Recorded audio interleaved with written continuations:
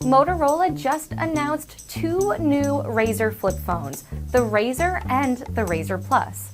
The Razr Plus is a premium phone that starts at $1,000 and launches in June, while the Razr is a cheaper version that will be coming later this year.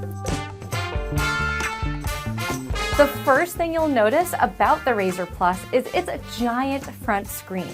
It has a 3.6-inch cover screen, which is actually, believe it or not, a little bit bigger than the iPhone 4 you probably had more than 10 years ago. And there's a lot that you can do with that cover screen. You can run full apps on it, you can play games on it, you can even take photos with it, and you can also type on it if you're using an app that requires the keyboard. Maybe you're sending a text message, maybe you're typing in Gmail, or even just searching for something in Google Maps. You can actually use a full keyboard on the front cover screen. And you might be asking, why do I care about having a giant cover screen? Most of the time, I'm going to use the phone when it's open. That may be true, but having the giant cover screen really just makes it more useful when it's closed.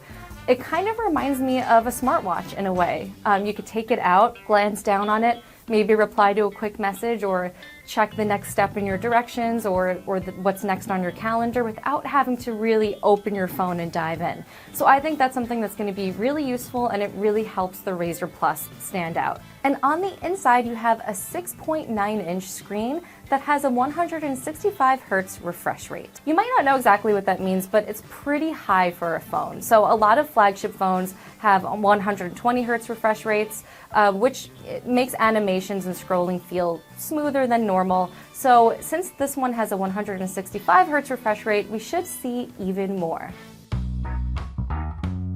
And in terms of the cameras, you're getting a 12 megapixel main camera and a 13 megapixel ultra-wide camera. And there's also a 32 megapixel selfie camera on the inside.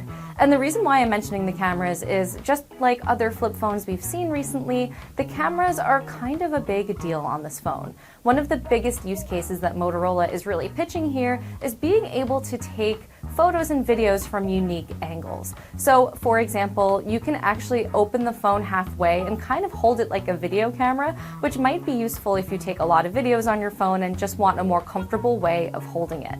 There's also a fun photo booth feature that lets you prop up the phone, open it halfway, and when you put it in this mode, it'll take a couple of photos at a time after a countdown, just like a photo booth that you might encounter at a wedding or another type of event. The Razr Plus is the more premium version at $1,000. It's definitely not a cheap phone, but it's also not uncommon for other phones that we've seen with this same kind of flip form factor. It'll run on a Snapdragon 8 Plus Gen 1 processor, and you get 256 gigs of storage and 8 gigs of memory. Now, moving on to the regular Razr, this one might sound less exciting because it doesn't have that giant screen on the front. It has more of a normal size screen that still lets you see notifications, the time, alerts, the weather, things like that. But it's missing that big screen. But the big thing here is that it's going to be a lot cheaper than most of the foldable phones we've seen before.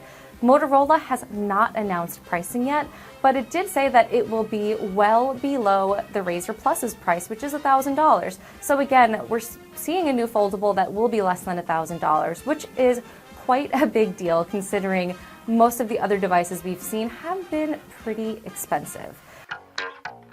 What really stood out to me with the Razr and also other foldables we've seen this year, like the Pixel Fold, is that it really feels like the companies behind these products are finding a purpose for foldable phones. In the early days, it felt like the technology was there, but there weren't many use cases for it. Now, with its larger screen, it feels like that's changing with the Razr Plus. I really think that camcorder mode, that photo booth mode, and other use cases that come up for that bigger screen on the front are going to make these devices feel so much more useful.